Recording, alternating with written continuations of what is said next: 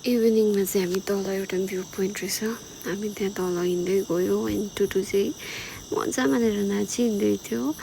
अन्त हामी बराबरी नाना टुटु सबै मम्मी त्यहाँ घुमेर फर्केर आउँदा चाहिँ हो दादाले चाहिँ ठुलो भाले काटेर चाहिँ एकदम वाचिपा बनाउनुको लागि चाहिँ रेडी गर्नु हुँदै रहेछ नानीलाई पनि यो नयाँ इन्भाइरोमेन्ट चाहिँ मजा लागिरहेको छ इन्जोय गर्दैछ दादाले चाहिँ मजाले यसलाई सफा गरेर पोल्दै बनाउनु हुँदैछ वाचिपाको लागि एकदम रेडी अनि भदै केटालाई पनि आइज बाबालाई सँग भनेर जिस्काउँदै बोलायो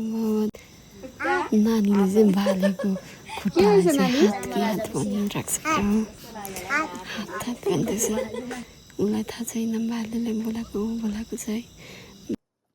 भाले चाहिँ यहाँ पाकिसक्यो र अब भालेको चाहिँ वाचिपा पनि खायो र धेरै